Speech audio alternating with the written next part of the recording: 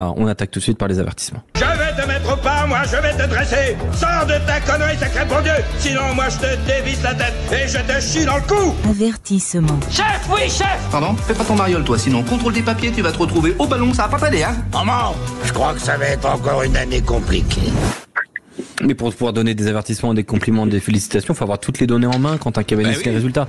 Les résultats avec le match nul entre La Rochelle et Castres, 12 partout. La défaite de Clermont à domicile face au Racing 92 sur le score de 23-21. Le Loup a battu Vannes 36-21. La section paloise s'est imposée au bout du suspense avec un drop 40-38 face au MHR. Le Stade Français a battu Bayonne 31-27 et succès du RCT face à l'USAP 40-19. Et on attaque par les avertissements. On a déjà joué le jingle, Alexandre. Oui, c'est vrai. J'avais oublié, tout à fait. Les avertissements, avertissements à qui, David? La Rochelle. La Rochelle, c'est l'équipe. Tout simplement parce que La Rochelle, depuis quelques mois, je les reconnais pas en fait.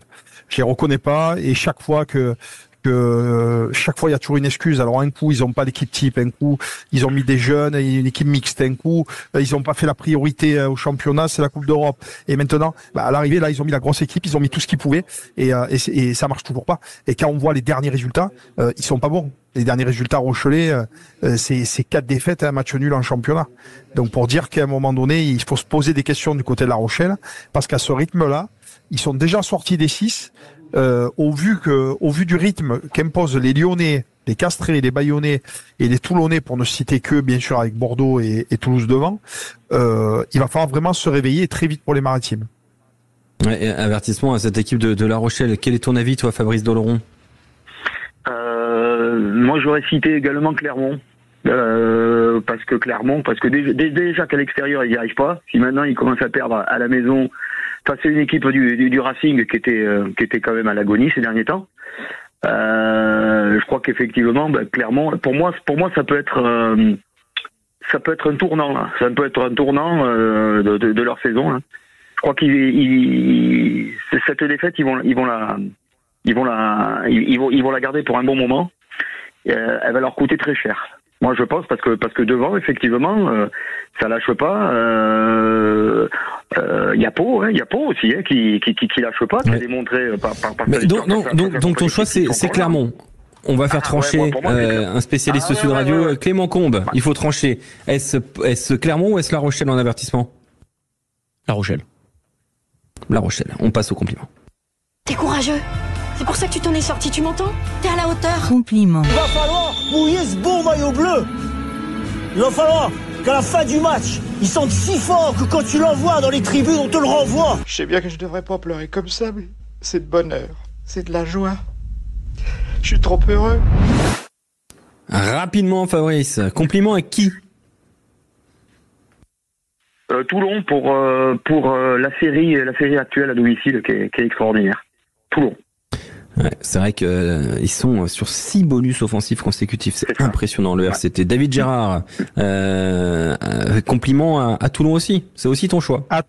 À Toulon aussi, ouais. Toulon, on avait déjà parlé il y a un petit moment. Toulon dangereux et puis Toulon qui même en faisant des matchs moyennas trouve le moyen d'aller chercher le bonus face à une équipe de Perpignan qui est quand même dure à manœuvrer. Ouais, c'est vrai que cette équipe de Toulon elle est très impressionnante. Vous êtes tous les deux d'accord pour Toulon. On va tout de suite aux félicitations. C'est magnifique, sire. C'est la plus belle chose qui soit. Félicitations. J'adore quand un plan se déroule sans accroc.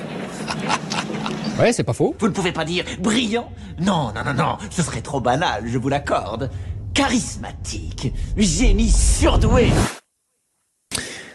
Et les félicitations. Alors félicitations à qui, David Gérard? J'aurais pu le donner à Castres, mais je le donnerai au Racing. Pourquoi? Parce qu'on a été les premiers à tirer sur le Racing quand ça allait pas, quand ils avaient aucune capacité à un moment donné à gagner des matchs.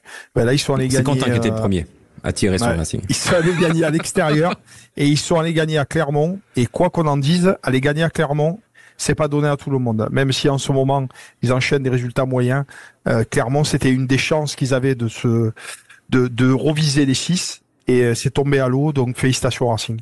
Après, si je peux me défendre, c'est Alexandre qui a fait virer Stuart Lancaster. Non. Félicitations à qui, Fabrice? Pau. Pau parce que arriver à les trouver les ressources nécessaires pour inverser au bout du bout la victoire face à cette équipe de Montpellier, c'était un match charnière pour eux, pour rester dans la course. Et à l'entrée des arrêts de jeu, ils se font repasser devant.